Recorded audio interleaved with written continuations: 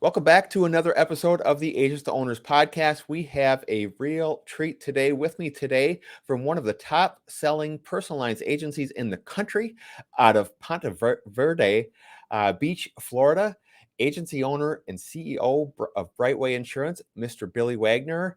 Billy, thanks for being here with me today. I really appreciate it. My pleasure, Brad. Congratulations on your show. You've gotten a lot of momentum with it. It's doing well, and I'm happy to play a small role in it. And really appreciate the invite. Thank you. Thank you. I appreciate that. So most of our audience is aware of who you are. For those that don't, why don't you just give us a brief overview of Billy and how you found your way into the insurance space? Yeah. So I grew up in Florida. I've lived in multiple cities in Florida, from the south all the way to the north.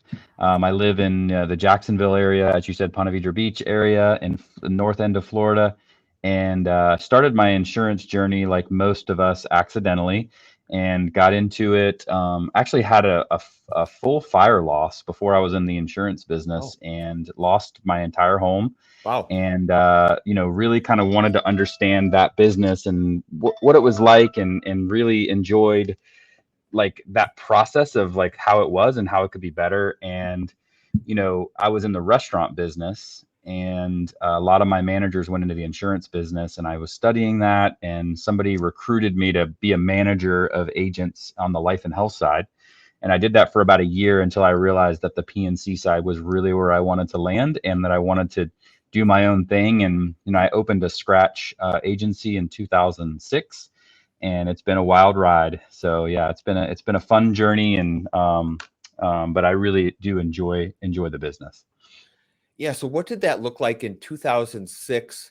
You started Scratch. You're probably a one man operation, um, and then how did that what did that growth look like from there?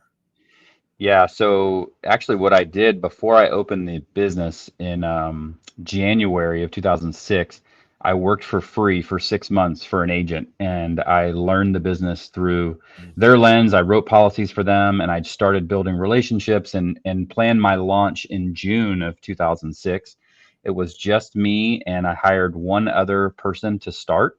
That person was with me for 10 years, and it was her and I.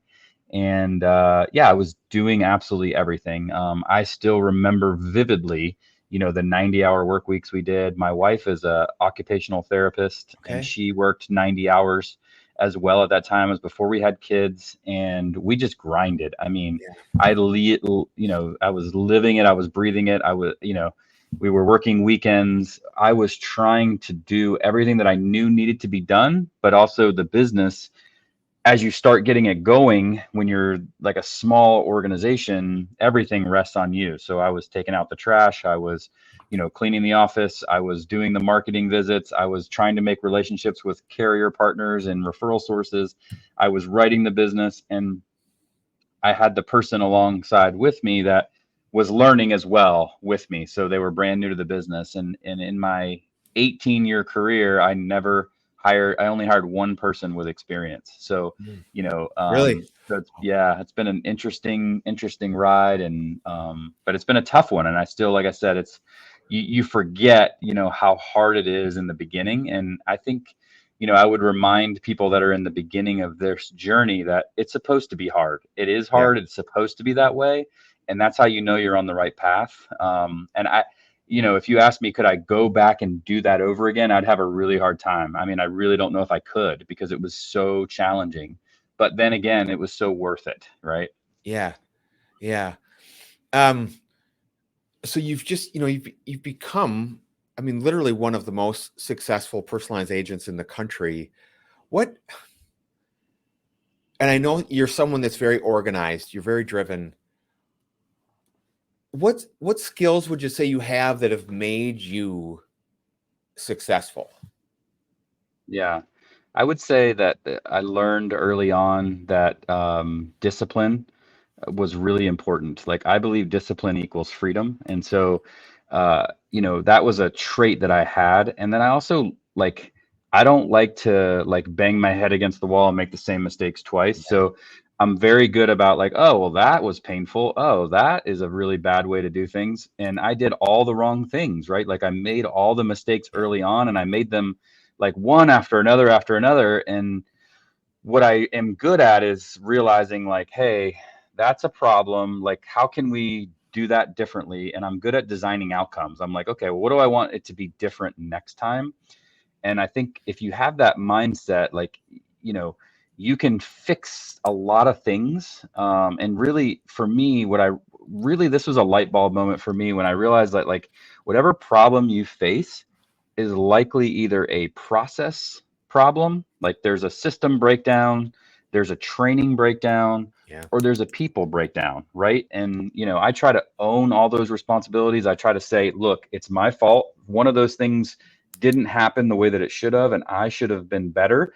Let me fix it and put in different systems, processes, and training so that it just gets better over time. And I think it's just that mentality of constant and never ending improvement and reminding people that it's gradual. Like Yeah. if you go back and look at the journey, you know, I think in the first year we did pretty well in the first year that we were open, but we weren't lighting anything on fire. We weren't like, holy moly, look at this guy. You know, it wasn't Yeah. any of that. It was, you know, I think over the last 18 years, we've increased our like premium written by 500,000, which, you know, it's a slow and steady, Yeah. right? It's not a, we didn't like blow the doors open. It was just, you know, we just kept getting better every year.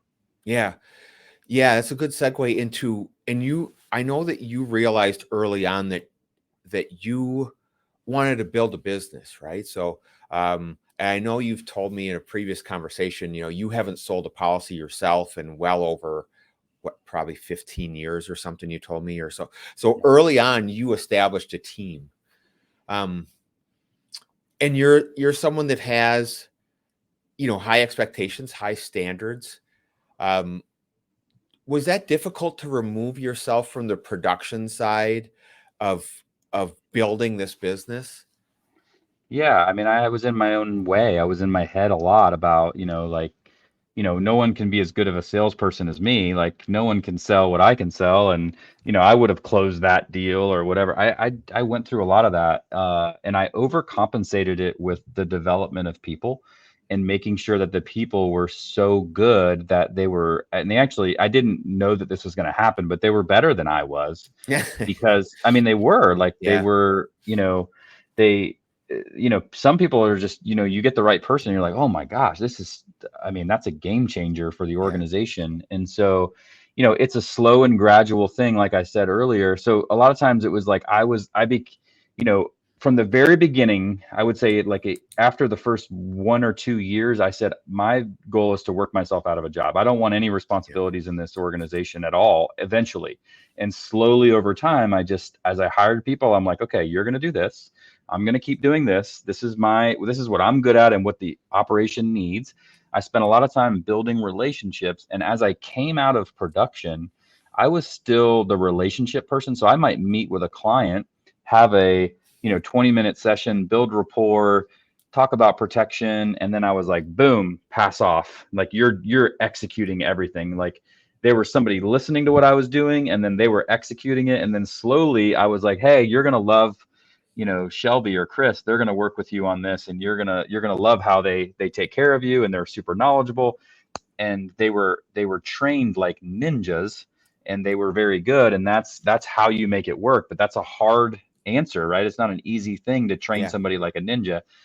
So it takes a while, and it takes a intentional commitment towards it. Yeah. And like you said, designing outcomes. And one of the things that you've presented on, it's in detail in your business masterclass book is your hiring process. And again, that it was unlikely that that's how it started when you first started hiring in 2008. So you had to learn that hiring process. And for you, it's obviously you've been able to, through this detailed hiring process, you've been able to hire the right people, Yeah, right? yeah. I realized early on that that was critical, right? It's getting the right people is so important. And again, I was doing it wrong. And I think when I realized I needed to have a strategy, I think my strategy was I'm going to have like a 4-step process. It started out as a 4-step process and now it's 21 steps, right? Yeah. So that speaks to the gradual nature of it. And I can tell you that I added another step this year, right? So you're Mhm. constantly trying to like improve that situation. And I know you're going through some hiring and, you have a bunch of applicants, right? Like our goal is to get 200 or 300 applicants in for every position that we hire. And, we built a system on the recruitment side of it. And I just looked at it from every phase, and I'd love to talk about that for a minute because Yeah. like Let's do the it. the onboarding side of it, like finding that right person is so critical, and you have the steps, and it's really more about like keeping the wrong people out and the right people in, and that's super important. But it's really like what I spent a lot of time over the last 5 years figuring out is when we got them in, then what do we do? And like really organizing that and thinking about their journey with us in like life stages, right? So when they come on, they're super excited and they're never more excited than when they first start with a company or an organization. And how do you keep that momentum going for as long as possible and really like lighting a path for them and showing them what they can do in the future with us? Because they don't know. They're like, we kind of trick them into getting into this business, and we're like, come over here and let me show you this. And then they're like, how did I get here? Right. And Yeah. so they don't know where they're going next. And so what we did was we spent a lot of time of, first of all, like that first 12 weeks that they're with us, like it's very intentional. It's time to the minute. It's very organized. It's a training development. And then when they start doing their role, it's also a development for the next role that they're going to do. And we created 8 levels of positions. We really only have 2, but we made 8 positions out of it. Mm. And, the idea behind, I think one of the big light bulb moments for me was a junior producer role. Somebody that when they come out of that initial stage, they go into this junior producer role and they sit in that for, intentional time in each role of the business of a sales agent. So they might be auto quoting for 3 months or flood quoting for 3 months or home quoting for 3 months. They become an expert at understanding the products. They know how to sell them. Then we teach them how to bind them. But economically, I think it's smart to have those roles because you don't want to be paying people the highest commission levels as they're developing and growing. So Right. economically, as a business, I think that's really important, but it's also important for their development. When we skip that step, those producers later were not good at auto because we didn't spend enough time on it, or they weren't good at, they were like, I'm not really good at flood, so I'm not going to mention it. And so when we reversed that and changed it, and we put standards around those levels and made them also secret shop them to make sure that they were doing things correctly, accountability, and that they could build relationships and develop those relationships. Then they can become an agent, and an agent has become like a partner in our office, like in a law office. We've made it a prestigious role, and it's not something you get Mhm. automatically, and generally it takes about 18 months to 2 years Yeah. to make it to that level. And so it's got to be earned, which is people. And what is unique, or maybe not unique, but what I've seen of your platform is that the expectations are clear. So is the compensation. Everything is clear. It's Yeah. spelled out. And so there's no, wondering, I have to do this to get to this level. And when I do this, this is what I will start earning. And so for part of an onboarding process, there's no question about it. Yeah.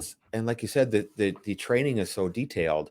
It's not only that. What is unique to your agency, I think, is this in-depth onboarding process, but then it is the culture that you have while you're there, which, again, you've been so gracious to share. And I've used a lot of those things. My staff thanks you for half day off Fridays. Mm-hmm. um what else have I used of that? And if we meet a certain amount of KPIs, we have these rewards, and there's a checks and balance. They love the time off. That's their favorite. Yeah. um but it's great. It's great. And especially in Florida, which is, where times are as difficult as they get, to have a positive culture where, yeah, it's going to be difficult, but if we're doing it together, it's so much better. It's so much easier to do it as a team. Yeah. Well said. And, I think it's also like the ability to control the narrative, right? So like the narrative sometimes, even right now, it's the wrong narrative, and we're talking about a lot of things that we can't control. Yeah. And, I think the more we get out in front of that and talk to them about, what we can control and how we can make a difference and what we can do together and what's your path that you're on. Let's focus on you and control the controllables in your environment. And I think that's just healthier and it's Yeah. better. It just becomes then the complaining thing, right? Where everyone's complaining about everything and all you're doing is throwing up and you're making, you feel a little bit better, but you made everyone else around you sick, right? Yeah. And so Yeah. Yeah. Yeah. that's Well put. happening. Yeah. Um, what have in your journey here, what have been the most challenging parts of developing this business? Mm. I think it's managing the overwhelm of the team, right? Like I think over time, like more work is getting pushed out into, kind of the field offices from our carrier partners Yeah. and from like underwriting memos and, the managing the overwhelm has been really, really challenging. I think, you know, keeping the momentum going is also really challenging, right? And Yeah. so, especially at the pace and the volume that we're at right now. And I remember 10 years ago when we were at a different pace, when we were doing like, you know, 1 million or 2 million a year in premium, and now we're doing 11 or 12 million. It's hard to keep that pace going. And it's, they probably like, they roll their eyes and go, okay, what are the goals going to be this year? Because, we Yeah. crushed it so well and now they're going to be harder. And so it's managing all of that, making sure that they have balance in their lives and that their mental headspace is okay, because like on the Yeah. front lines of this business, especially in Florida, especially in the last 5 years, it's been a lot of like getting beat up and Yeah. hurting. I mean, and then you take that stuff personally when you're taking 50 calls, 60 calls, 70 calls in a week, and most of them are mad, right? That's a hard thing to manage. So those are kind of some of the challenges that we're trying to overcome now. Yeah.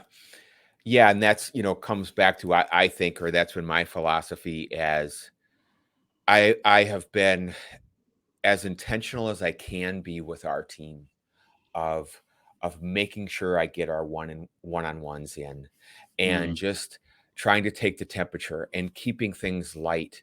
And I try to play a game every other week just to, and they it's little and they love it. We'll play mhm, Jeopardy, we'll play this mhm, Drawasaurus, we'll do these other things just to lighten the the spirit just a little bit. I think it helps. And because it is hard. And I know I've asked you this before and I haven't implemented it yet, but on that mental side of things, and I know you've had this going for a number of years, is to actually have an online, therapy subscription.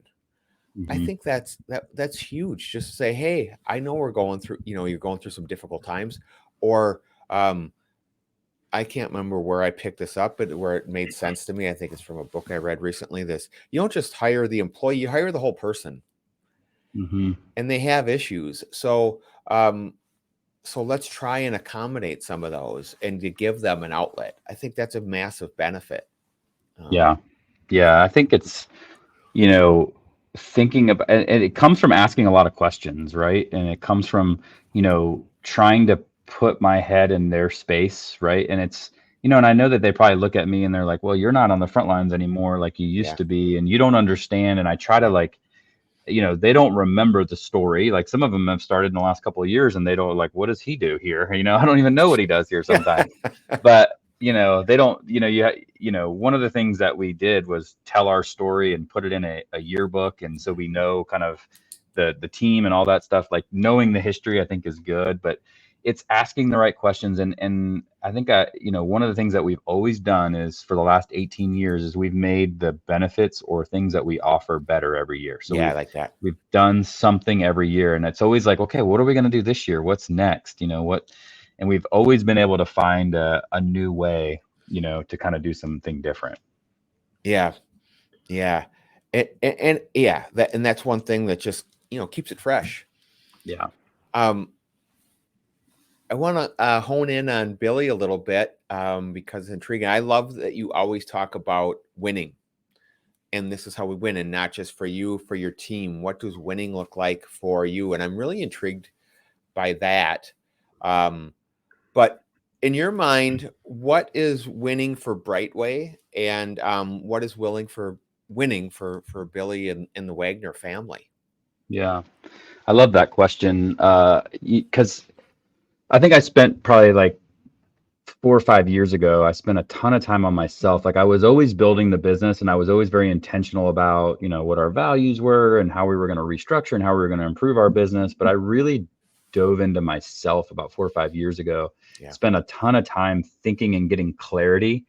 And what I realized when I'm living my life in congruence with my values, I'm happiest. That was really important for me to get. And what were my values, right? What for me, my values are um, relationships. So everything I do is centered around those relationships. So I know that if I'm doing well in those areas, that I'm getting applause at home where I'm showing up the way I need to be showing up there. That's winning for me. Seamless living, where my family can be involved in as many possible things as they can. And I'm always chasing something. I always have a mission. I've got Yes. several missions that I'm always working on. So when I'm doing those things, I'm living in my values, I'm being intentional, and accomplishing those missions that we have, either whether it be like with my individual kids or with my wife or as a family whole, we're always chasing something. And when I'm accomplishing those things, I think that's winning for me. And then also, getting autonomy, right? Like that's the thing that I've always been in search of. And so for me, those things are aligned, I'm winning. And then on the business side, I think it's, I've always just focused on the team. And if they're winning individually and professionally and they're reaching their potential, then I feel like we're winning there. Every individual person has that personal growth. And I think, this year we actually just had a meeting earlier today, and this is one of the first times we've had every single person on the team hitting their KPIs and all of their goals, whether they're new or they've been with us a long time. They haven't gotten complacent, so they're hitting those professional standards. Those standards are very high, but we also encourage them and are helping them along the way to make sure that they're successful. So I spend a ton of my time making sure that they win, and literally it takes care of most other challenges and issues. Especially in the beginning when you started asking those questions and trying to get your team to set those goals, was it difficult to get buy-in? Specifically because I know that part of your goals are on, something about their health, which is so important. But I only envision that, and it's different now that you have equity. You've been doing it, for a long time, and they know that you're well-intentioned and have their best interest at heart. But I only think, in the beginning, it's like, what's this guy talking about? Like I'm afraid it doesn't have to be about weight loss or whatever. And I noticed, on your teams, and a lot of them will say that my goal is to lose 5 pounds or whatever it is. What was the buy-in like when you first started doing that? Yeah. And I think it's, again, that's the kind of the theme here. It's like an evolution and it's a gradual thing, right? When I first, what I did was I just explained what I went through, what I was going through, and I wasn't saying, "Hey, I want you to do this." Yeah. And we do like 4 or 5 different things, but I only require a couple, right? So I do require them to come up with 4 or 5 goals, and I require them to come up with one main goal that they are actually trying to achieve. Yeah. And Yeah. we actually had a meeting on this today. We did our, as we go through the remainder of the year, we're focused on their personal growth. And that's their last 3 months. We're going through a series and very intentional about their own personal growth. And we spent a ton of time talking about vision and mission and values. And I think half of them were like, yeah, I get it. And I can see the heads nodding. And there's a couple of them that are just like, what in the world is he talking about? So I'm still battling Okay. that, where there's not 100% buy-in Yeah. ever, but I think they're going to get something out of it. And we spent like 20 minutes breaking down a goal and how to look at it from 12 different ways, which no one ever talks about. Like, everyone puts these surface goals out there and then we don't accomplish them, and we're wondering why, because there's not intentionality about it. So I taught them how to look at a goal 12 different ways. And then next month we're going to do the one sheet, and then the following month so it's building on each other gradually. And again, I don't require a ton of them, and they know that my heart is in the right place, that I Yeah. really care about them. And I do a lot of sharing, and then I ask them to share. So the people that have been around a while, that have had these successes, and they're like, I didn't believe in this before either, but I just said I'll do it because Billy said, and they started following the processes, and then poof, it actually worked, right? So that doesn't happen across the No. whole office, but it's a gradual thing, and I know that it's making a difference on the majority. So keeps It's me also, going. yeah, it's also like the, Michael Jordan line. You're not asking them to do anything that you wouldn't do yourself. Right. And they know Right. that. They've seen Yeah. that. Yeah. In your eyes, what do you need to do to get better professionally and personally? And Yeah. how are you gonna, what are you working on to get there? Yeah.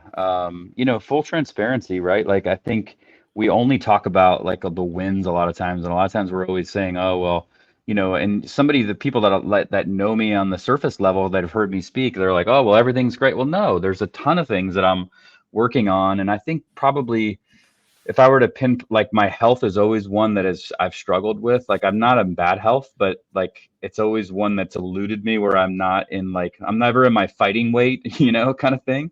And I think the other one would be, this is such a problem in our world right now, but just the addiction to the phone is Mm, something that I'm absolutely struggling with. And I have to put parameters in there. I wrote this in my book. Like, I have a box, and I'm pretty good between 6 and 8, but like at home, I'm intentional yeah. about the family. But if I look at like the amount of time that I'm on that screen, it's kind of just awful. So I'm really trying to fight that, and putting Mm, some standards in place for that.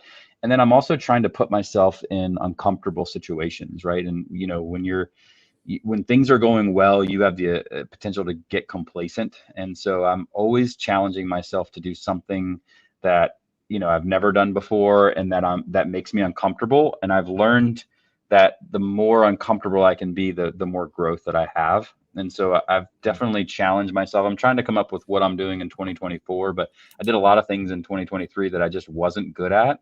And, like doing video, for example, like, I didn't do any video. I was terrible at video, and I've just leaned into it. yeah. And we've done a lot of things and gotten a lot better, right? As an example. So yeah, just being uncomfortable is really, really important.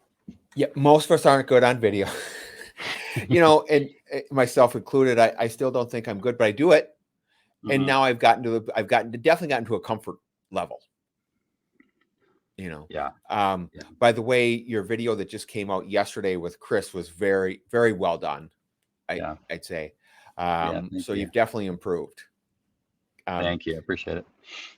one one of the things about you and your organization that I really appreciate and admire is, now that you've had this success, and um it's a core value of yours to give back.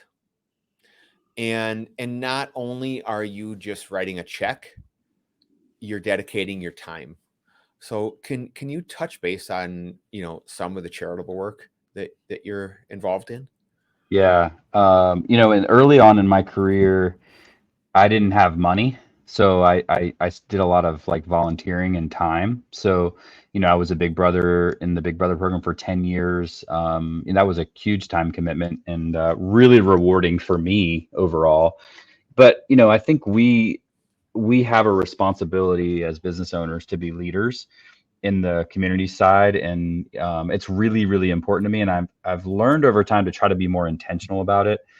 Uh, you know, because what I don't have as much, like I have a lot of autonomy, but I am also very busy because there's a lot of things I want to do and want to work on. Yeah. So for me to donate a ton of time, I want to do it a little bit differently. So the mistake that I made probably in the last, 5 or 10 years is I joined a lot of boards, and I was on these boards and I was like, oh, this is a great thing. And you don't know. And then, and it was impactful, and I'm still making an impact on those boards, but it's not showing up the way that I wanted to, because what I was doing is it can turn into a part-time job. And honestly, Yeah.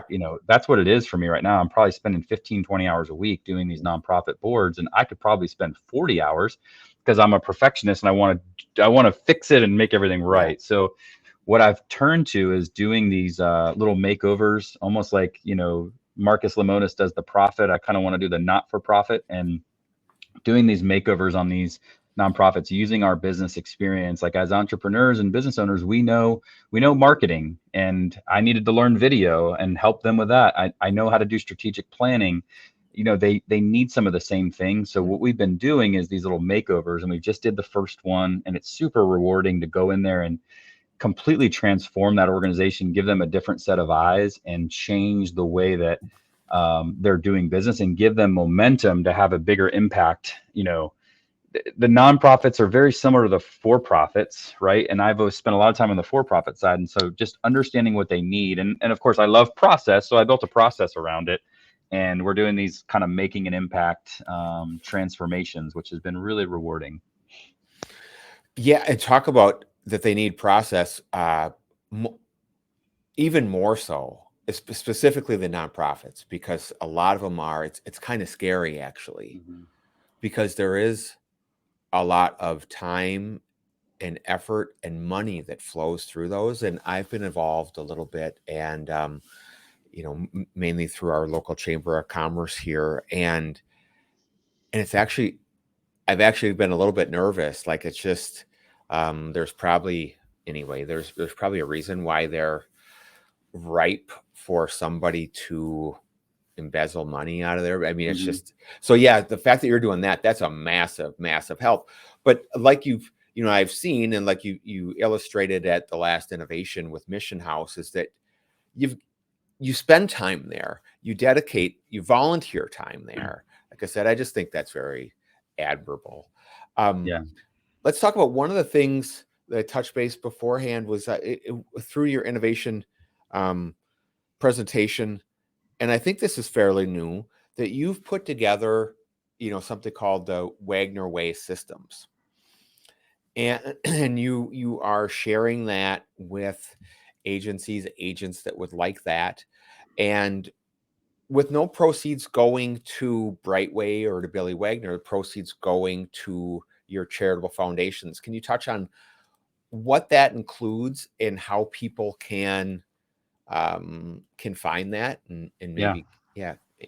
Yeah. Thank you for asking. I think, when I wrote the book, a little over a year ago, I put a lot of those systems and processes in that book, and then the chapters, and, a lot of people read it. I was very surprised at how well it did. Ah, This is there the it is. book, by the way, and Yeah. I didn't. This wasn't a setup. This is Right. actually an arm's length from my desk, because I can go back to it. And I will say, and I'll put this out there, and Billy didn't ask me to say this, but I probably wouldn't if he did anyway. But I think that any agency, any insurance agent should read this. It's so relatable to everything that we do. Um, so yeah, I Yeah. apologize. Carry on. No, thank you. And a lot of people kind of read the book after and said, "Hey, can you help me a little bit more and do a little bit more?" And again, I'm very careful about, like, one of the reasons I wrote the book is to help people make an impact. It was my core value, right? Yeah, And I wanted to raise money for charity, right? So that was an element of it. And I realized, like, you can do very little with selling a book. I mean, if we sold over 1,000 copies, but which is a bestseller in a nonfiction book, I didn't even know. But I wanted to do more, right? And I spent probably the last 8 months building what I call the Wagner Way systems, which is a deeper dive into what I talk about in the book. So, for example, there's a whole chapter on our hiring process. I have 21 steps to hire, yeah, but, like, what does that look like, right? And so laying out those steps, and, like, including the interview questions that we ask at each different level, and what does the employee get at, when they onboard with us, and like having that data just built out. What is our strategy for recruiting and where do we go for those? That's a really important thing.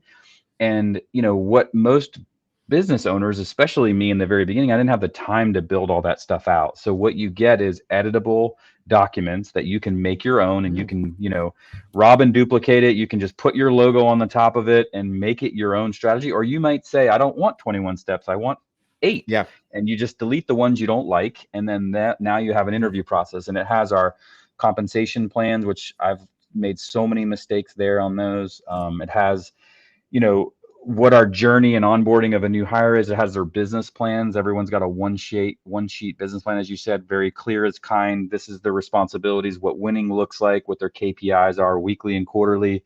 It has our onboarding of new team members, what those steps are. It has our referral building process, like our scripts, what we say, how we build relationships. It has all of our CRM templates, our email templates. It's basically a way. Wow. There's about 12 documents in there. It's our personal growth strategy, how we do our goals. It's basically everything. It's my playbook, basically. Yeah. It's what I use. It's a deeper dive, and I just kind of professionalized it, made it look a little prettier. And, and the idea is that people go, it helps them, and then they make a donation directly to charity. So I have my own foundation, and instead of sending it there, then I get the tax benefit instead of the person that's donating. I was important to me to have the donor get the tax benefit. So we just said, let's have you make a donation directly to the charity. So if you go to the website, which is billy-wagner.com, it has all the information there. It's got a video that explains. It also shows one of the makeovers that we did with the last running of it with Mission House. We've got a new organization. So you put in the data there that you're interested, and then my assistant will follow up and give you all the information about how to make a donation. And then we send you a bunch of stuff to help you. And so far it's been very well received. I've really not publicly even told many people about it. I haven't posted it anywhere. I've just talked about it on stage last week, and this is the second time I've shared it. So. Okay. I think it's good. I think that's a massive value. I'll be purchasing that. And no, I think that's huge, and I think it's a win-win. Yeah. For the charity, for the agency, and I know there's tremendous value. So, and that's huge. What there's so many of us that are have difficult. We grow. We have difficult maybe scaling and getting to that next level, which you've seen such massive growth in your career. What advice do you have for agents that are really trying to scale their business? Mm-hmm. So to me, I've always scaled it with people, and it's the hardest way to do it. But I've always, like, where we've made the biggest leaps are like, when we get the right people into our culture, and that allows us to scale. So if you think about, what I said earlier about having like a $500,000 increase in premium, well, that's kind of on average what we would want a new professional sales producer to do. So if you think about it, like scaling is like adding one great team member to your sales team, and you've got to have a good structure around it, administratively, from an efficiency standpoint. And if you think about it, okay, so you want to turn the faucet on, and you want, like, sales cures all. So the more revenue you can get in, the easier things are and the easier way to scale, right? And so, that strategy of how we build those relationships and those referral process stuff, where we have the cup of coffee once a week and we talk about the values that we bring, and we try to build these relationships with these centers of influence. When the business comes in as a referral, oh my gosh, is it easier to manage that transaction? I don't have to follow up 74 times on an online lead, because I've already have rapport. It's built in, people trust us. And so we built this kind of assembly line of, having the business come to us via referral. And I think the other part that's missing in a lot of agencies, and if they're saying, okay, well, I'm not achieving the level of success that I want to achieve, and I don't know why, I would tell you that it's probably your people, your but probably the biggest thing is the experience that's being provided, right? Mm. So what happens when the phone rings? What happens when they go online and request a quote? How long does it take for you to get back to them? Like if you fix your experience and you make it memorable and remarkable, then people will remark about it. And so I think we don't spend enough time training our people to make sure that they're good at it, know how to build rapport, and can create this experience where people go, oh, that's different. I wasn't Yeah. expecting that. And then you can start to scale because they're telling other people, like, I called this insurance agency and the way they answered the phone and how they talked to me was very different. I wasn't expecting that. And now you can start scaling. You've got a great experience, you've got relationships, you've got people, and you've got a system that allows you to train them well. That I think is the secret sauce. I mean, if you can get that recipe going, then you're going to scale. And we have to remember it doesn't happen overnight. Yeah. To your point, it's gradual. I Yeah. mean, and that's sometimes we can be a little impatient. Yeah. Yeah. No doubt. Last question for you before we let you go. I know that you are always a person that is looking forward. So what's next? What's next for Billy? What's next for Brightway? Yeah. So we have this very big goal to get to. We've been chasing a 5-year plan that we started 2 years ago to get to 5 million in revenue. And the reason why, I was like, why did you pick that? What were you going for? And I will tell you that I've always been chasing something. So when I Yeah. was in 2006, we were chasing to get to 1 million. And then it was like, okay, we got to get to 5 million. Then we got to get to 10 million in premium, right? And then Yeah. we switched it to revenue. Yeah. And the reason why is because I have a lot of things that I want to do in the community. I have a goal of giving back to the community, and that number changes things for the level of income that my team can earn, the amount of impact that we can make in the community. There's a bunch of things that change for them when we hit that level. And so it was a 5-year goal 2 years ago, and we're going to do it in 3. So we're about a year and a half away Okay. from it, which is awesome. And so when we get there, my team's going to be like, oh God, what are we going to chase next? But we're going to chase something else. I mean, it's just, I think that's part of human nature is you Yeah. need to be striving for something else. I think that's part of our human nature. Mm-hmm. When people that are built like us that are driven, I think that the difficult part for me is what took me a long time to learn was that that's not necessarily how our team is built. Yeah. And so, I had a problem early on that I don't understand why they don't think like I do. Why they're not, well, because this is my plan. This isn't their plan, so Yeah. I had to adjust the way that I communicated and my transparency of and bringing them in on what the vision was. I didn't do that at all the first number of years. Yeah. And I think it's also like putting it from the eyes of their, like, I don't tell them like, hey, we get to 5 million and I, that's where I need to be, right? It's about them. Yeah. So I would tell them like, hey, and some people like want different things, and we built this like this list of like, what does our nirvana type of an agency look like, and do we get 4-day work weeks, and do we have a receptionist answer the phone? Because right now everyone answers the phone in the office. Like, what can we change to make their quality of life better? Profit sharing, I do debt matching, so the debt matching I love level that. Yeah. jumps, right? So what matters, what changes for them, and then this process that we go through with the goal setting and the one sheet thing that we do. Well, I know what they're trying to achieve. I've dissected it. I know exactly the Yeah. vision of what they want in their life, and so I'm saying, when we do this, this is what happens for you. Let's get that Yeah. done for you. Yeah. So it's just change. And I was naive and doing it wrong for a while, and I wasn't asking the right questions. And so when I figured out exactly what they needed, and then my goal became like, let's just get them what they need. But they also need to know that we're kind of like, we had another goal last year which was to have 100 new relationships. and we took them all to Puerto Rico when they did that, right? So we created this vision, and they all benefited from achieving that goal together. I love that. I saw that too. Yeah. Billy, I want to thank you for your time today. Greatly appreciate it. As I expected, so much great information here. I will include, the billywagner.com in the show notes. And then, some of your contact information as well. So yeah, thank you for joining me. Everybody else, thank you for listening to another episode of the Agents to Owners podcast. We'll see you next week. Thank you.